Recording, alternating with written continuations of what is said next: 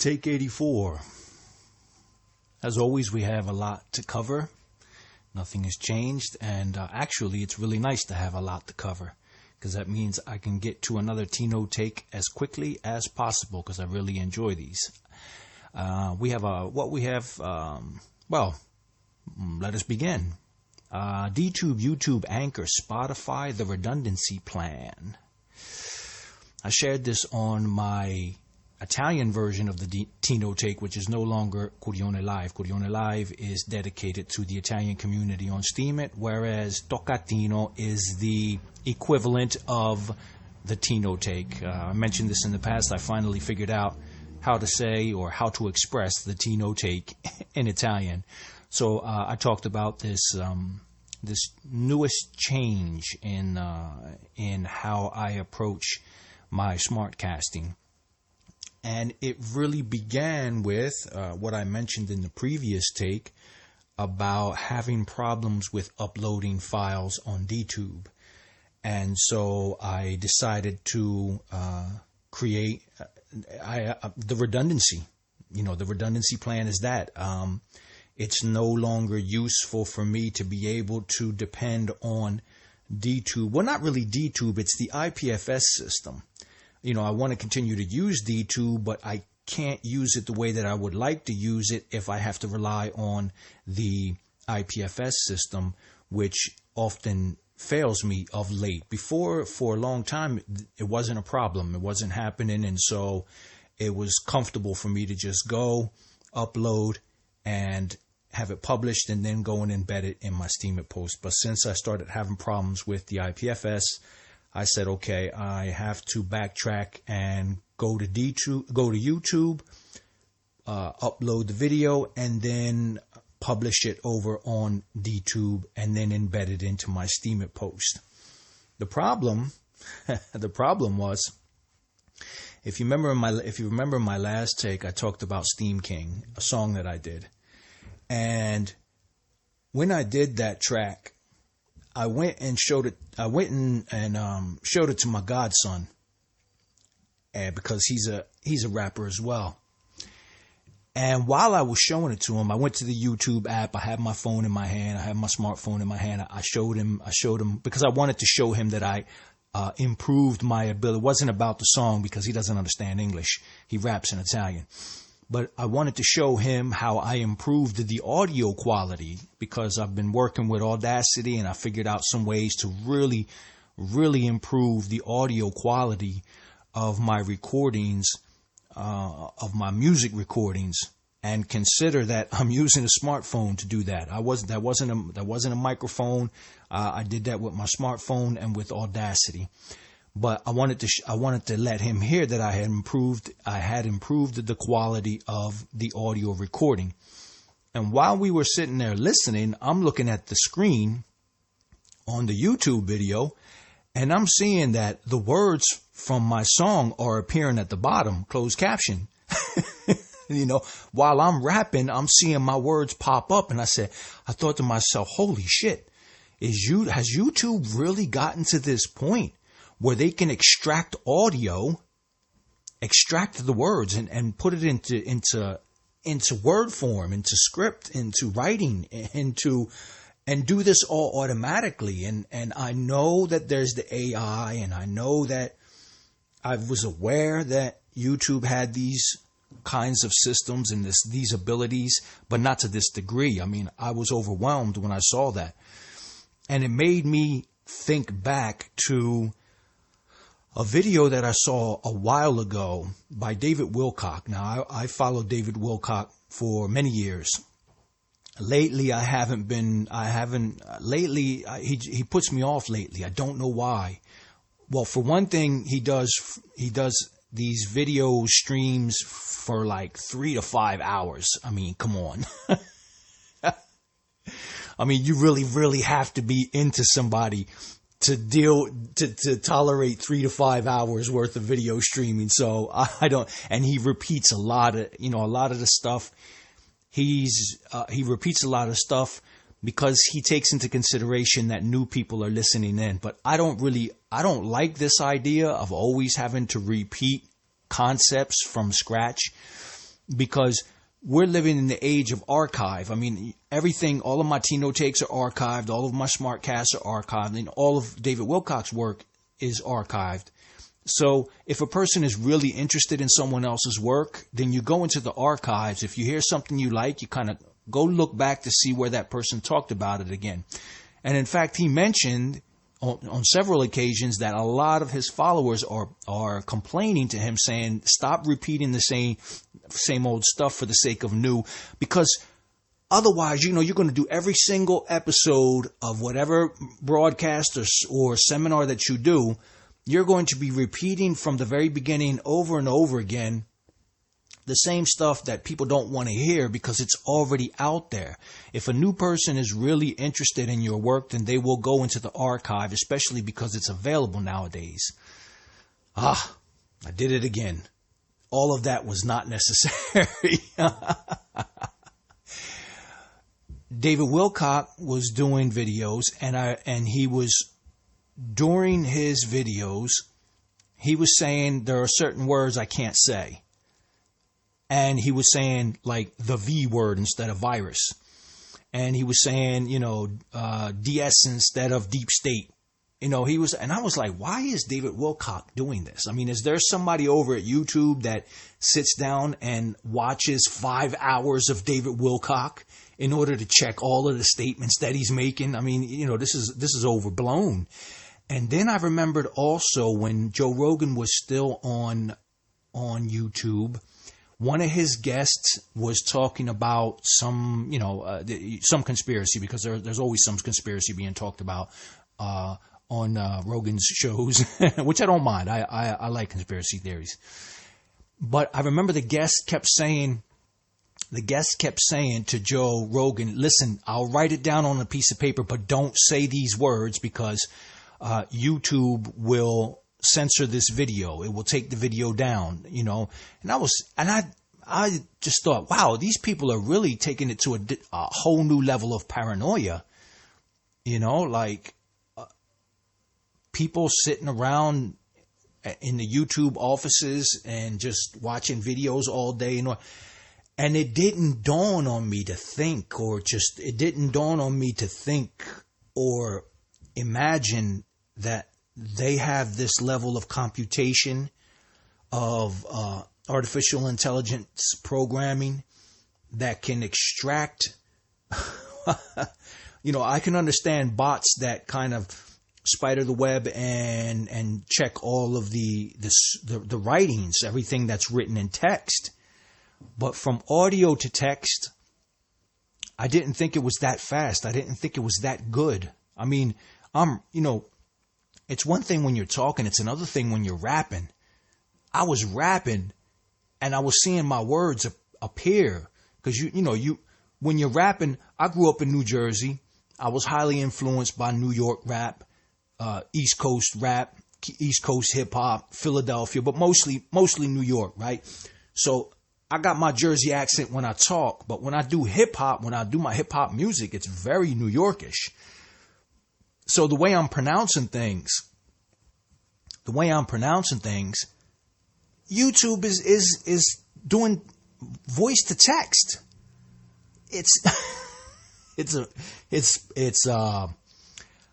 pretty scary. It's pretty scary. It's pretty awesome, the technological level, but it's pretty scary to think, wow. So this isn't just a bunch of people sitting around an office somewhere listening to all the videos and things of that nature. This is AI that does this conversion, voice to text, and then the text is analyzed to see what you're saying. And then if you say certain things, you get flagged, and then that kind of goes up the chain. Or maybe just the AI is just handling all that, then you just get censored. Because I had a video in the past that didn't even get uploaded. I tried to upload it. I didn't get anything back. I didn't get any notice. I didn't get any warning. The video just didn't go through. Period. I didn't even try again. I went over to DTube and just uploaded it over there. So having all of this in mind when I returned to YouTube, because I couldn't upload things on DTube, and in my previous takes, I noticed that I was nervous. I noticed that I had a kind of edginess about me, that I was actually trying to avoid certain words because I knew that these words would be translated into text and then that they would be analyzed by some AI system. And I said, this is not how I want to do my smartcasting. This is not how I want to express myself. So in these last couple of days, I have reevaluated the whole situation and thought to myself, there's no need for me to insist that within my Steam It post, I have to embed videos or audios. I do it because I want to create comfort for my audience and the people who are looking at my posts, that they don't have to go to some other platform or they don't have to go through unnecessary steps, that they can have everything in one place for their comfort. But look, the reality is it only takes one click. You know, whether I have it on YouTube, whether I have it on DTube, whether I have it on any other hosting site, it's an audio. I'm doing a smartcast. I'm doing something that's purely audio. Nobody, it doesn't require the person to sit there and look at video images or anything of that nature. So most people might be even listening to this right now and then navigating other pages, going off and doing other things. So I thought to myself, okay, there's no need for me to insist on embedding. I'll do it for as long as I can, because I'll continue to put this on YouTube and I'll continue to embed it in my post. But I need a redundancy plan, because if YouTube becomes redundant for me, then I have to have a backup somewhere else. If DTube then becomes redundant for me for one reason or another, because now after this, I'm going to talk about another issue involving DTube, then I have to have a redundancy plan where if things don't continue to go well for either DTube or YouTube, I have to go somewhere else. And so Anchor and Spotify came up. I first thought of Spotify because I knew about Spotify. When I heard, I never really paid attention to Spotify until Joe Rogan got $100 million contract to move to Spotify from YouTube. And I said, whoa, this Spotify must be a pretty cool platform. Cool in the sense of it can provide a service that's reliable.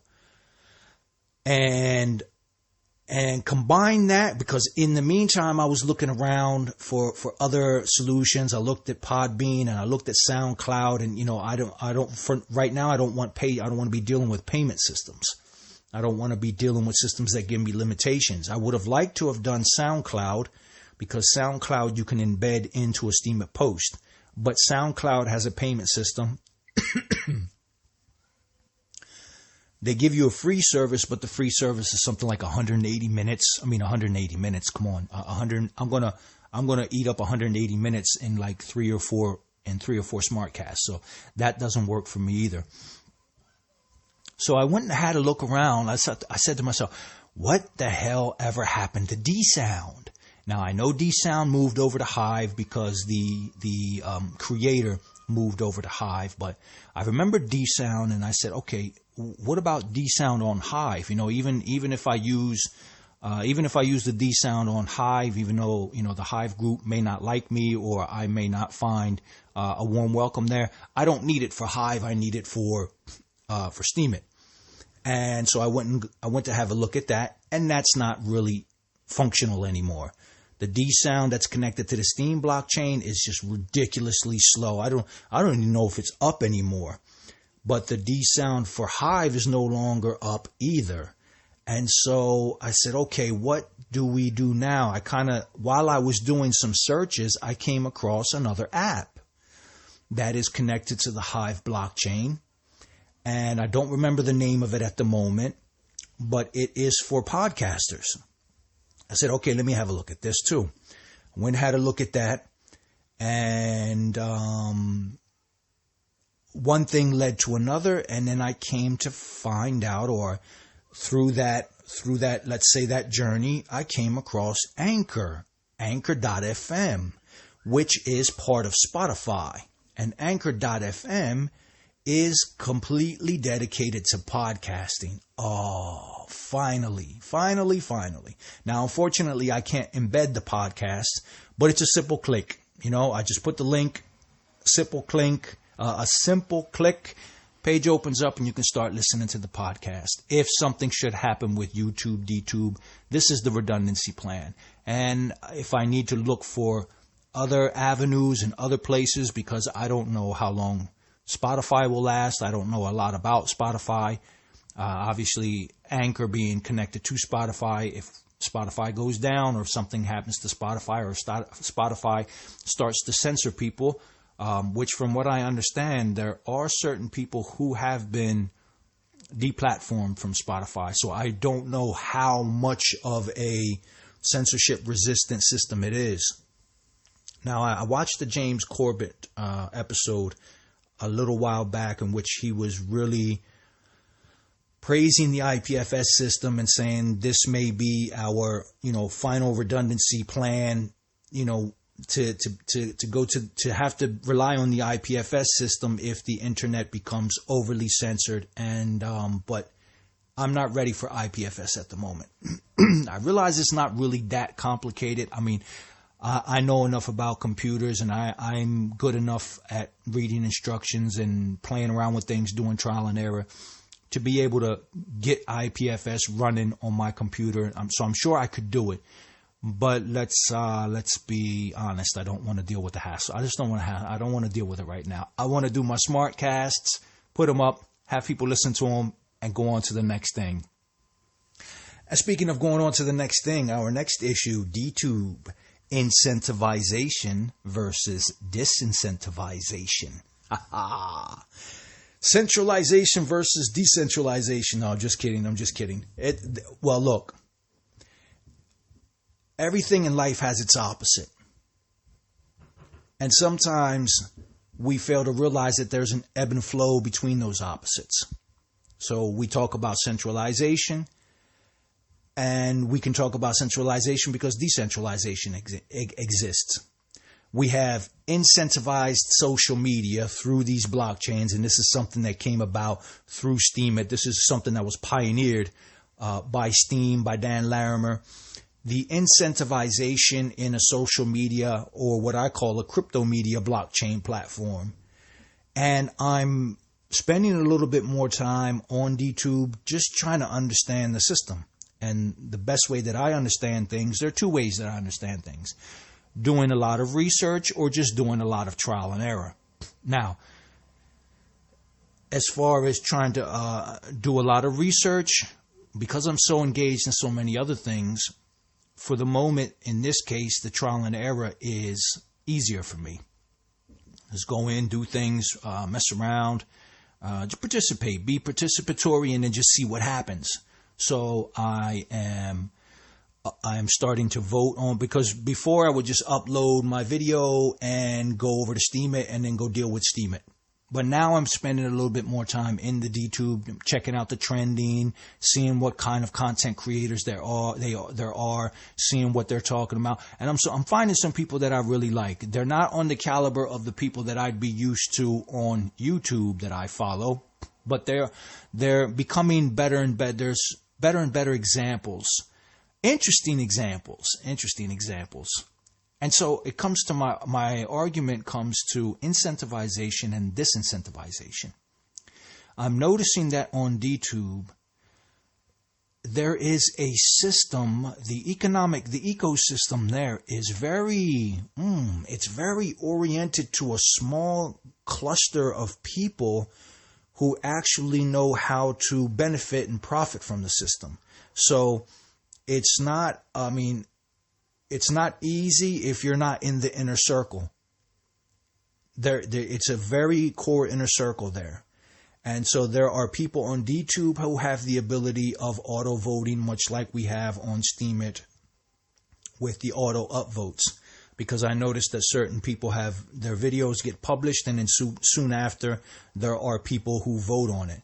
Now, the voting, the trail system there is really different, because if you vote on someone else's video, if people don't vote behind you, then it's very unlikely that your rewards will accumulate or that you'll get some kind of, in some cases, you don't get any reward depending on how much voting power weight is in front of you.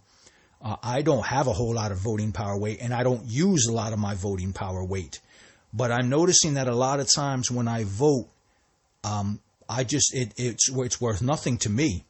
Now, we're talking about incentivization, right? The emphasis and the objective was to create an incentivized social media. This is what happened with Steam. This is what, Hive and Steam. It's the same thing. And this is the idea that carried over into DTube. The thing is, with DTube, they're trying to play around. One of the things that I like about DTube is that Hyman Danger created a system with the DTube leaders that I remember reading the post, and the idea was, okay, let's create the system. Let's create the rules. Let's see how people respond and how people try to manipulate the system in order to then go in and then change it around again. The problem is that this, yes, it gets rid of a lot of the abuse, but then it squeezes in this concentrated circle and pushes everyone out. Now, can you imagine somebody coming into DTube, right? They don't really know anything about Steam. They don't really know anything about Hive or that whole. They heard that there's this video platform. They get their account. They have their little 0.1 DTC, and they're like, oh, wow, let me see how this works. And they start voting here and voting there. And then every time they go and look into their rewards, it's always zero. No reward yet. Nothing comes of it yet.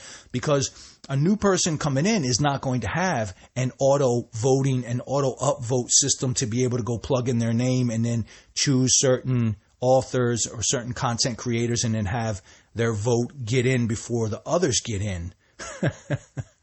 People are not going to be able to, they're not even going to know that exists.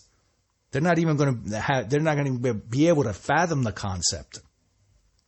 So they'll spend a little bit of time and then they'll just go away. So there's a disincentivization, because incentivization is this. It is rewarding someone to create a response, a repetitive response. In other words, you take an action, you're rewarded for that action in the hopes that you will then repeat that action. So the opposite exists as well, disincentivization.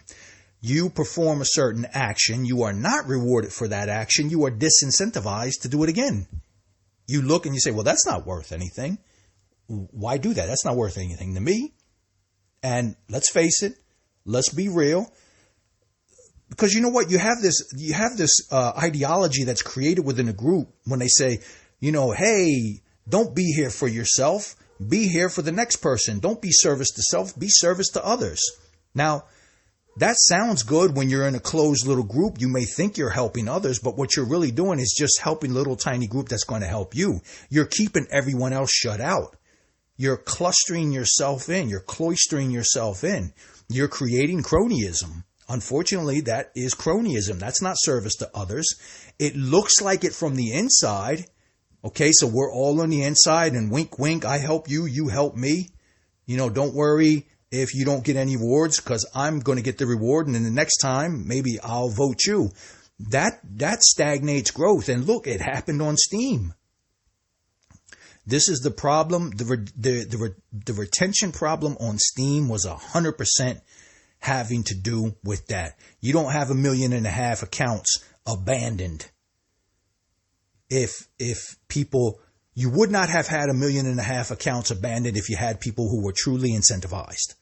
Point blank. Incentivization is manifested when you see people returning to perform the actions that they were incentivized to perform. That is not the case. That is not what happened.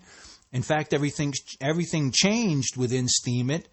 Since last year, they actually began to address the retention problem for what it really is. You need to reward people in order to incentivize people to continue their actions within the platform. And it worked. And it's continuing to work. Look at Hive. It's not working. The user base at Hive is not growing. It is the same. I mean, I just had a look. I just had a look today, I think, or yesterday, at that radar. It's the same exact figures as last year. It's funny because I went over to Hive because I'm not going to talk about why. I went over to Hive and I saw that there was a post and they were talking about, oh, look at the SBD, the Steam dollar is going down. What the hell isn't going down in cryptocurrency? Finally, Steam is going to fall. Hive is going to rise. Power to the people.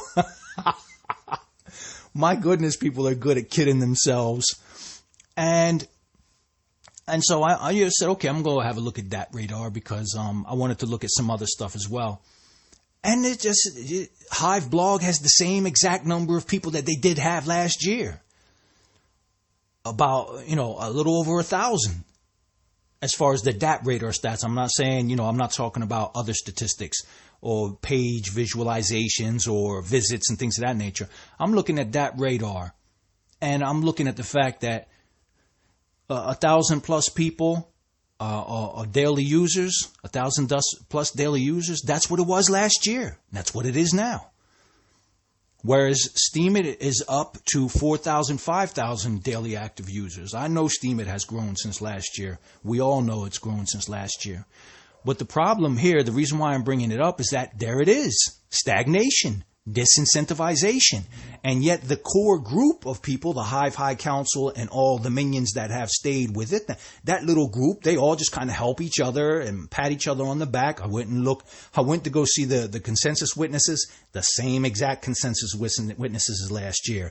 Now, same thing on Steam, but at least I'm honest about it. Steam is completely centralized. The Tron Foundation, Justin Sun, they're the ones who picked the 20. There is no chance of anybody getting into the top 20 consensus witnesses unless the centralized group of the Tron Foundation says so. Well, the same thing. If the Hive High Council doesn't approve of you being in the top 20, it doesn't matter what you think about democracy or the people voting on. There's centralization over there just as well. But the point is, it's stagnated. It's stagnation. It stagnates you.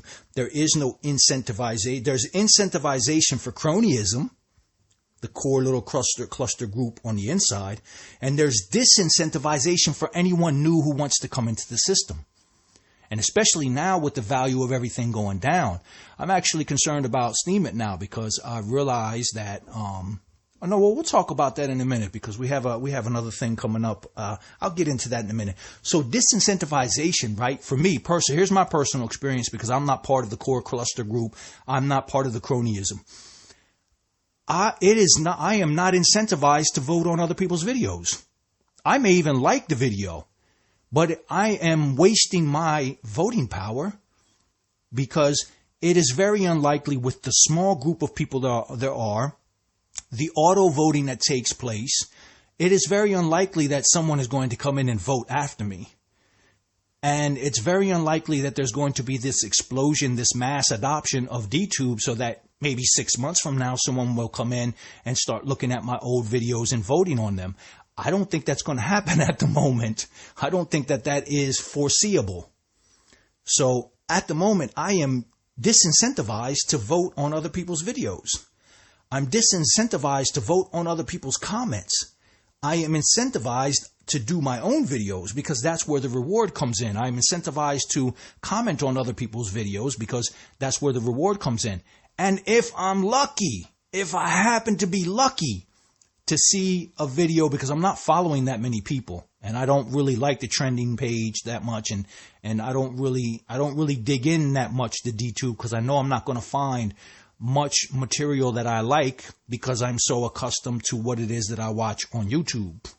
But if I'm lucky that one of the people that I follow happens to just upload a video, like 5 minutes ago, and I can get my vote in and then some other trailing votes come after, but that doesn't happen because a lot of these people are using some kind of auto voting system. So, 3 seconds after the video is posted, I'm not going to get in on it. And I don't sit on DTube all day. I go, I check it like once or twice a day. I check it when I upload one of my videos, and that's it. I'm not really incentivized to stay long on. And I see a lot of these videos, nobody really comments that much. Yeah. Incentivization versus disincentivization. I'll have more on that as time goes by, because I'm really trying to study the situation and trying to understand it as best I can. Steam links. Oh, this one caught me off guard. This one really caught me out. Tanveer 741. I think Tanveer is from Bangladesh. Scientists convert plastic waste into vanilla flavoring. I mean, just the title just shocked the hell out of me. What? Plastic waste into vanilla flavoring? And automatically I said, wait a minute, vanilla flavoring is used for stuff we eat. So plastic waste is now going into our food as a flavoring agent? Unbelievable. Absolutely unbelievable. The global elites, the just humanity, forget the global elites for a second. Just humanity is so completely numb, anesthetized. We don't even care about ourselves anymore. We'll eat whatever. And you know what this made me think of when I was looking at this article and I was looking at this post? I was reminded of, do you guys remember the Yes Men? Crazy bunch of people who would pretend to be, they would set up these conferences, or they would pretend to be part of some multinational corporation. Oh, it was brilliant. It was good stuff, because you would just you would see the people's reactions. But they did one episode, or they did one, in one instance, they were putting themselves forth as a company that was going to be providing a new fast food chain, right? Oh my God, this is disgusting. If you think plastic waste turning into vanilla flavoring for your ice cream or your yogurt is disgusting, wait till you hear this. For those of you who didn't see that episode or that movie, Yes Men, that they pretended that they were pretending to be a startup company that was going to create a new fast food chain that was going to be set up in, Arab-speaking countries in the Islamic world. And when they were showing the presentation to their prospective investors, in the presentation they were basically showing that they were going to take human waste. Yes, human waste, feces, things of that nature. And through some process of purification, desanitization, and they had this video screen, and they were showing how from the toilet to the fast food restaurant in some Arab speaking country, into some was coming out the other side as some kind of hamburger. And that you could see the disgust look on people's faces. But there were people in the audience who were just kind of like, oh, hi, well okay, yeah. So you can clean it, you can clean the shit up, and then just give it to people that we don't like. We don't like Muslims. We don't like, because this was obviously years ago in America somewhere. Not that America has become any less racist. Actually, no. With critical race theory, they've become even more racist just against themselves. It's quite a mess. It is quite a mess. But I was looking at this and I was thinking, are we at this level? Are human beings? I mean, because in the article, it was saying that there was tons of this stuff, not pounds, tons of this stuff was being created. Tons of vanilla flavoring was being created from plastic waste. Oh, people work in these companies. People work in these factories. People who are manufacturing this product, they're human beings. How can you as a human being look at this plastic and say, okay, I'm going to convert this plastic into something that people are going to eat? It's just unfathomable. It's unbelievable. I left a comment and said I'm speechless. I'm just absolutely speechless. And it reminds me too of Bill Gates and all of that little group, that wants to make everything genetically modified. He's buying up all this land, this agricultural farmland, to what? To plant organic tomatoes? No. GMO, genetically modified. As if human beings to these people are becoming human waste baskets. This is where we'll clean up the environment by, dumping the trash inside of human beings. I mean, if you think about it, human beings are at fault. It's your fault, humanity. So clean up this trash by eating it. Oh my God, I better stop. I better stop. What's up? She's back again. Boy, she's got some great stuff. A bear market steam story, which I'm not going to read this time, but it's timely. Her posts seem to always be, she has a sense of what Steemians are going through and what Steemians are thinking, certain Steemians, because there's the newcomers who are going to be completely oblivious that this bear market is an absolutely natural thing. And it is only right that we just kind of stick through it and not run out because, again, like I said, the retention problem is due to the fact that a lot of newcomers come in. They don't see that the rewarding system incentivizes them to stay on. And now with the crashing of all cryptocurrencies, the entire market, this bear market, a lot of people are going to start leaving again. A lot of people are going to start having doubts. And most people, if they're looking now, I mean, I'm seeing it every day. I go in every day and I see that the value of my upvote goes down. I mean, literally, probably 1 cent per day. And that's a lot. That's a lot. If you think, ever since I come back from my hiatus, when I came back, I was looking at about 30 cents for 100% upvote.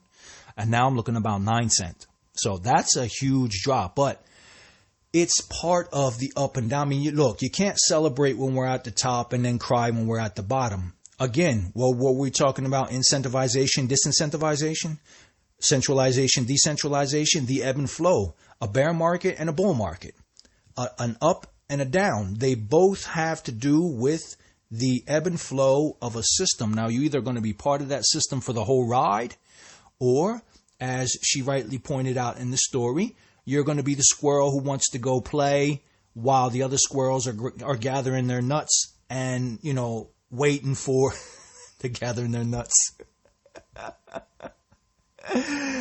Oh my goodness. Stay away from my nuts, people. I gathered my nuts.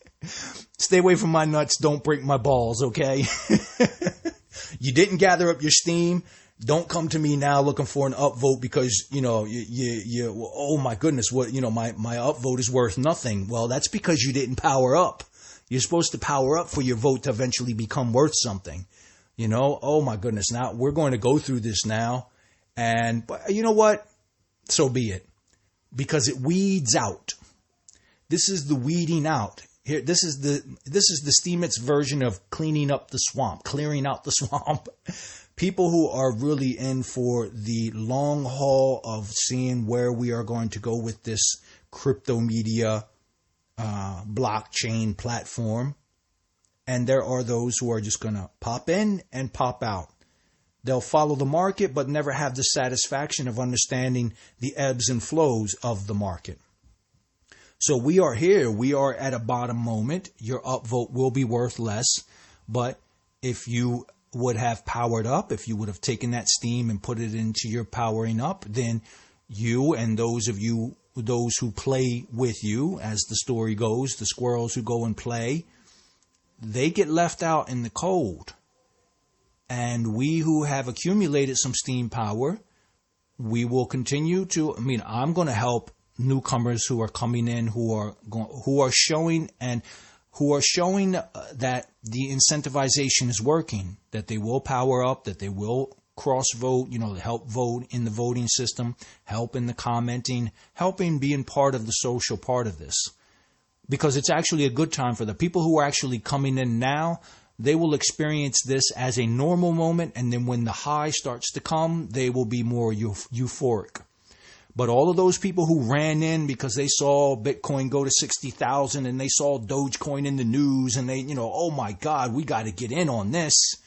Now you're seeing everything go down, and all of these people will go scurrying off, and they'll run back to Facebook, and they'll run back to Instagram, and they'll run back to Twitter, and we'll stay. The remaining squirrels will stay. Okay? Batteri pericolosi, parassiti e funghi sulle mascherine. Okay, it's in Italian. University of Florida does a study testing masks that children are using and finds that there is a lot of dangerous bacteria, parasites, fungus. And the thing is that the masks were tested, those that were used by the children and those that were unused. And then they tested all kinds of different materials. And they found that it did not matter what the material was.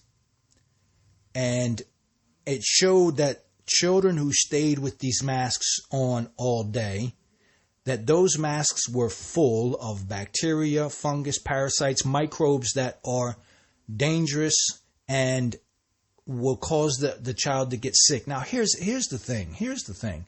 This whole mask business was unscientific from the very beginning. We're conditioned to believe that it's a good thing because we always see the surgeon who puts the mask on, and that surgeon putting the mask on is not for the surgeon's protection. It's for the person who has the surgery being done on them, so that the toxins that come out of your mouth don't go into the open body of the other person.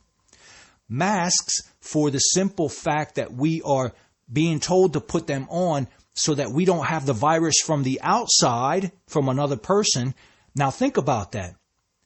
We're putting the mask on because out of the mouth of other people may come the virus. But that's natural. That is human nature. We breathe out toxicity.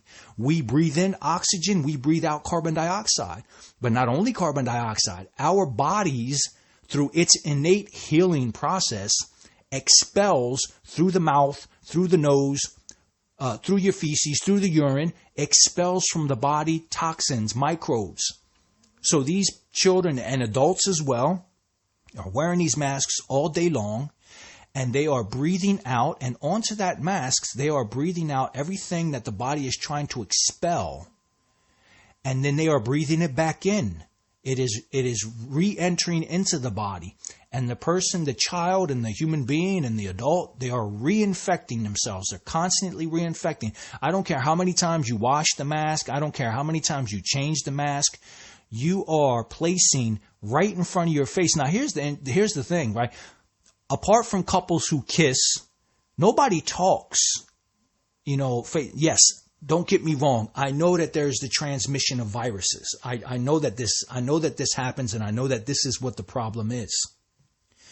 But the reality is that the body expels a lot of these toxins and out into the environment, whether it's the temperature, whether it's exposure to oxygen, whether it's exposure to the UV light of the sun. Those microbes die. They get expelled from the body and they don't re-enter into our body. Occasionally they will enter into the body of someone else, and that's unfortunate. We have flu seasons and we have an immune system to deal with this.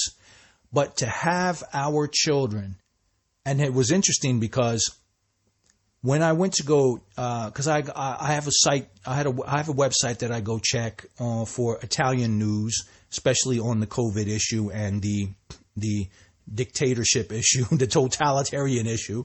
I like to grab the most recent article. I usually like to grab the most recent article. But I was looking at the most recent article, and just under that was this other article with this, cute little girl with a mask on. And, if you're a parent or I'm a grandfather, you see a child and your eyes are automatically going to go there and say, okay, well, what's happening with these children? It's that hyperprotective nature. So I said, I'm going to go look at this article, because the other article was about COVID as well, but I wanted to look at this article. And it's heartbreaking, because you're thinking, are we this insensitive that we're not willing to look at these issues? We're going to continue we're going to continue the party line. And I said, this is crazy. This is crazy. I'm going to share this, right? And I got some reactions within Steam It. I wasn't expecting, obviously, their mothers, because mothers and fathers, because it just like it got me, it gets to other people as well. You look, you see a little girl with a mask on, you say, okay, what's this about? The first words are dangerous bacteria. And look, this is the situation. We should not be having these masks on. Masks are necessary for things like surgery or for things like laboratory. Yes, there are masks for preventing the inhalation of toxic substances in certain factories or certain mining situations, but it's not natural to us human beings to cover our mouths, because you are reinfecting yourself with whatever the body is trying to expel from the body.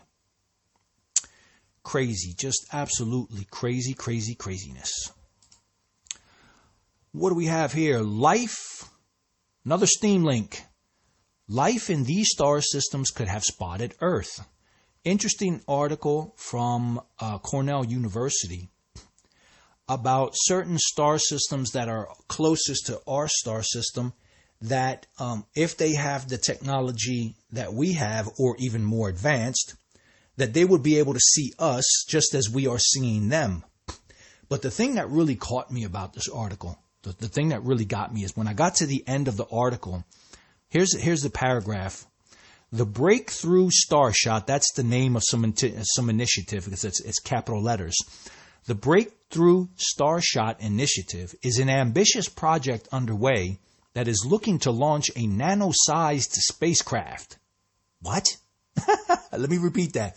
To launch a nano-sized spacecraft toward the closest exoplanet detected around Proxima Centauri, 4.2 light years from us, and fully characterize the world. And then in quotes, one might imagine that worlds beyond Earth that have already detected us are making the same plans for our planet and solar system, said Faherty. This catalog is an intriguing thought experiment for which one of our neighbors might be able to find us. Let me back up again. Nano-sized spacecraft. What the hell is a nano-sized spacecraft? If I understand nano correctly, I mean, that's microscopic. How the hell are you going to launch a nano-sized spacecraft? And how the hell is it going to travel light years? Please forgive my ignorance, because I don't know anything about this initiative. But it got my attention because in Steam links lately there has been some links put up about if there are aliens there in our solar system. We're having colorful discussions about the possibility of extraterrestrials. And one of the things that I brought up is the fact that Michio Kaku, a theoretical physicist, very world-renowned, popular theoretical physicist, he said that advanced civilizations wouldn't necessarily have to travel in ships. What they can do is they can send artificial intelligent robots that would jump from planet to planet, moon to moon, solar system to solar system. And I said that this would more likely be the scenario because one of the articles that Steve Palmer put up was talking about, it would be more likely that we would have artificial intelligence arrive as an alien rather than little green Martians. And I countered with Michio Kaku's theory that this is true, but what follows the AI are the people who built the AI. So when I saw this nano-sized spacecraft, because this artificial intelligence robotic kind of system would be designed, and has to be artificial intelligence, because it would have to be designed to explore unknown worlds. And it would have to be able to explore and figure out intelligently what kind of materials are available on that planet to be able to replicate and build other robots that would then leap from one planet to the next. Obviously, 4.2 light years away from here, jumping from one planet to another, jumping from one solar system to another. What started out at point A, when it reaches point Z, when it reaches the Earth, you would have no idea how it would evolve. You would have no idea what kind of AI system, because it has to survive out there, what kind of AI system would evolve once it reaches a particular destination. Now, this AI system would create a network in which the information would travel back to the home world so that the home world would be informed as to what lies ahead. So, very interesting stuff, very, very interesting stuff. I said, nano-sized spacecraft. I mean, nano-sized, it has to be microscopic. How do you launch a nano-sized spacecraft? And how does a nano-sized spacecraft dodge an asteroid? Anyway, that's all the fun that we're going to have for the day. Check it out, people. Italy Game, Steam Witness.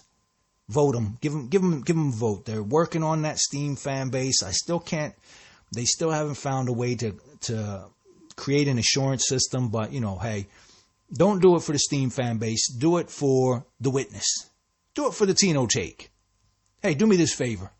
Go and vote for Italy Game as a Steam witness, and I'll be communicating with them, and then I'll be communicating with you guys about what's going on, and hopefully we can create other apps and we can create other projects. And check out the Italy community. Oh, the Trickle Up. Oh, I forgot about that. The Trickle Up, Enter the Dragonfly. I'll leave the link there. Go check that out. That's my latest initiative of trying to find a way to personally put this Trickle Up ecosystem out there. Still haven't gotten we got a Supreme Honeybee, but we still don't have a Supreme Dragonfly. And the crown, maybe the Supreme Honeybee may be passing her crown on to someone. If they don't get back to me by the end of today, then Robitrix will remain the Supreme Honeybee. And we'll have to see about the Supreme Dragonfly. Anyway, I'm having a lot of fun with that. I'm not getting a really great response from the people because every day, I put the message out there, hey, respond if you want to be the Supreme Honeybee or the Supreme Dragonfly. But we'll see. We're at the initial stages of this game. Hopefully I can make it interesting, because the objective is to create a stronger community, to create a stronger support system, and to encourage people to power up. So listen, that's it for this take. I definitely have to go. I've already taken up 50 minutes. Oh, damn it. There was one more thing that I want to talk about, but I'm going to have to save that for the next time. Thank you, everyone, for the support, and thank you for listening. We'll catch up very soon on another Tino Take.